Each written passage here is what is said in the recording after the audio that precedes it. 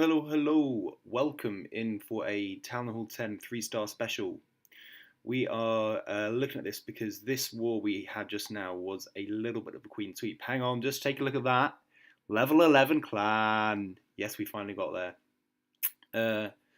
Yeah, this war was a bit of a clean sweep, and instead of doing the regular recap, we actually had 8 Town Hall 10 3-stars. That was 1, 2, 3, 4, 5, 6, 7, 8. So great job from us on that front. Uh, Only one of those as well was from our Town Hall 11. So 7 of those were 10 on 10s. So I thought it would be a sick opportunity to showcase some of our attacks and what you actually might be able to learn from them. Old man Stu is especially happy because he's been moaning about his attacks quite recently, and he got his 3 out of 10. So he will actually be featured. Good job, Stu. I'm going to start from the bottom up. We're going to skip the very bottom because it was actually a 9.5, and so only had Town Hall 10 attack. And so I'm only going to really showcase the defenses on them. So we are going to start off with number 11 and Jeff. We've got a nice Vaho underway. There is a golem, but it does get a little bit stuck on that one side there. It's nice to see this attack being used effectively at Town Hall 10 level. I've been noticing more and more with all our tried and tested attacks that we've known for quite a while. They're the ones which are being more successful across the wars. Like people are phasing bowlers in, bowlers out. I'm seeing more and more. They expect them to do all the work for them, and so people like throw them in, and as a result, they might not really think it through. But we have to do these, so might as well just do it. So the golem goes down and giants on the top, and just funnels it in. Standard funneling. This is like, I think Town Hall 10, one of the most important things you can do right is funneling. So he puts the Valks in, but it's all about making them go to the right place, especially with the Infernos and how important it is to get rid of them. So he's lured the CC out, puts the poison down.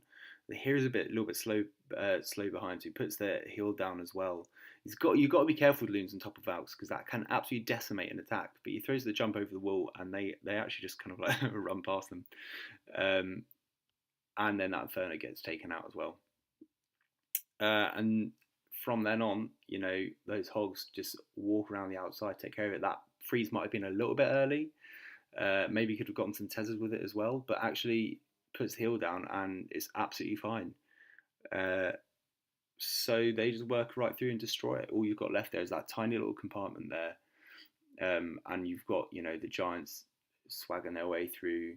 Those golems made their way at the bottom with the wizards going behind it.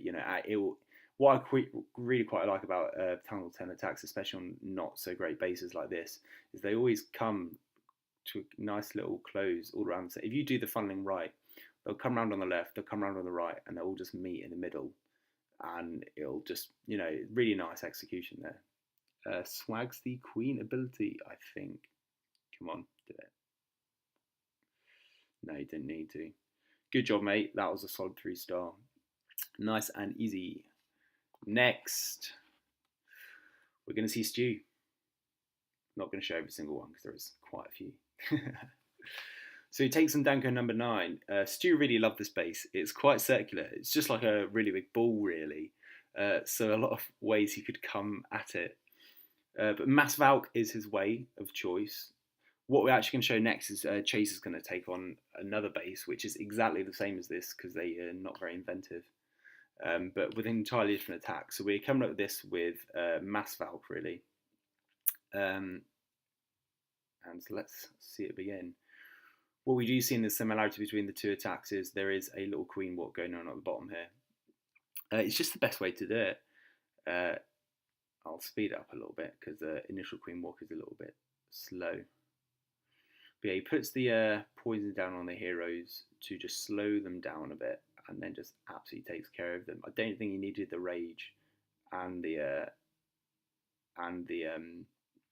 ability, but you know what? He got rid of all, so it doesn't really matter. It saves time. And then he's just going to funnel in with the golem and the wizards behind it here. So what you're seeing, it's starting to happen. There's that funnel being created, so it's just right down the middle there. It's exactly what he needs to do for the Valks to go in. because the Valks can get sidetracked so easily. So this, is exactly what it needs to do. Unfortunately, the CC did get on the golem, and so the CC could be, it could be in a bit of a problem, but he gets away with it really, because well, like I said before, those Valks can get absolutely destroyed by those loons. But he drops the Valks in. Hero's down as well. He does get worried by it, and so compensates by putting that rage down with the jump as well, which means they do kind of run past it, which is exactly what he needs. They go and destroy the entire center of that base. A little bit of a late freeze. I don't know if you really needed it by that point. But you see, like those loons, they're just running behind. It's not really much else you can do there, but just leave them behind. So they go and take care of the entire middle. Both heroes are making it their way around the outside. And nice here, he puts the heal down just as the CC catch up, meaning that they are going to stay healed as they make their way around. And once that middle compartment's gone, it's gone. There's nothing left in the base. So this is what I'm talking about. Everything just comes around, closes up at the end, all meets together, and it's just a nice little attack. It doesn't even to worry about the CC. They are just running behind. So great execution there, mate. Good job. You actually got the 3-star for once. So.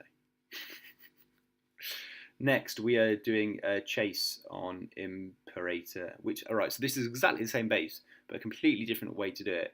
From the old, we have the new Hemibo. I don't know what the phrase is for it, but it's bowlers miners, and he puts some healers behind them, which is quite interesting. So it's exactly the same strategy. So it's just another way of doing it. He puts the Queen Walk in the bottom. I really like the use of this baby dragon here. It's only got this wizard on it, and so it's incremental, the amount of damage it's actually doing to it.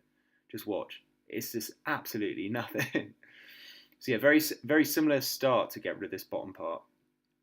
He puts the king down to get rid of the king. But it's just quite a nice funneling going at the bottom. Then you'll see one group of bowlers down the middle, one group of bowlers down the right, healer down behind each one. So what you're seeing here, that these bowlers are going to do, is actually clear this area of rubbish on the map. And so then when he puts the miners down, they're just going to go straight through to the middle and hopefully not get targeted by much else. So the CC comes out, poison on them, gets destroyed by the queen as per usual. And yeah, so you see they just take out those defenses on the side. As soon as a clear enough funnel has been made, the miners come straight in. There you go. There they go. Stags them a bit in case there are traps. Perfect job. Cushy all the way in. He doesn't need that jump because those bowlers are just going to walk around the inside whilst the miners take care of the middle. But he does have, he does come prepared with all the heals, which is pretty essential when you look at all the damage which can be going on in that centre bit, especially on those miners. I feel bad for that Inferno because it is just set on one. So yeah, they just work their way through the middle. And again, what are we seeing here? There's 3 paths going down, and they're all going to meet up perfectly in the middle. It's exactly what you want. I'm going to speed it up because there's not really much else to go on from here. Look, they're just absolutely destroyed. Doesn't even need that last heal, so we can swag it. Good job, mate. I don't think he does swag it. No, he's a bit of a gentleman. Would rather save his elixir. So I think we're going to finish off here with Danny. Or Danny. More like Danny, isn't it? On Babur Osh. It's very open plan base here. I mean, like these guys are a bit of a fan of these open plan bases. Didn't want to put much time into actually being a bit more inventive with it, maybe. But once again, it's all about that funneling towards the centre. This base is kind of done for as soon as you can get that sorted out. So it starts with the Queen Walk, top left. It's a bit of a mismatch. It's mainly a mass Valk, really. You've got some hogs off the back end to help out with it, but it is mainly a Valk. So the Queen Walk's on the top left. Queen Walk's not dead. I don't even remember everyone saying it. It's just not. It's really not. Hasn't really been affected by this too much. I really don't think. And then you see, he had the Golem in the CC and the King behind it, and Wizards just to clean up this right hand side. That bomb does get rid of them, but you know what, the king's there and it's strong enough to get rid of enough of this part of the base so that when he puts those valves down, which is right now, they're just going to work their way through it. That golem there is going to get rid of these two defenses. So it means they're just all going to go straight down the middle.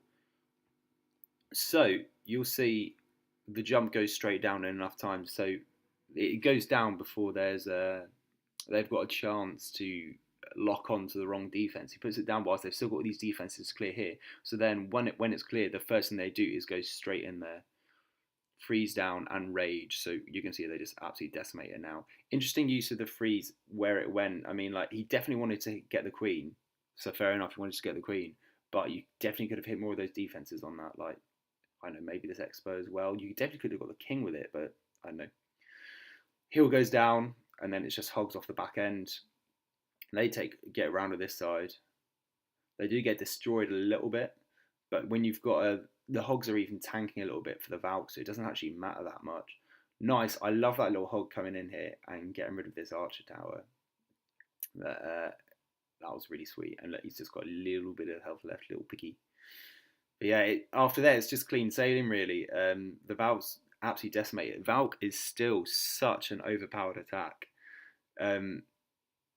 Like, the only thing Supercell actually really did to nerf them was that Springtrap upgrade, and even then, that doesn't always really massively affect them. So yeah, that was it. That's it from me today. We've got a couple good wars coming up, so you might, if we get a good one that's worth recapping, we'll recap it. But when we absolutely destroy them like that, it's just not worth it sometimes. It's better doing a bit of a strat attack. So that's it. Like it and subscribe, and message in the comments if there's anything you would like to see or suggestions for videos. Cheers and bye bye.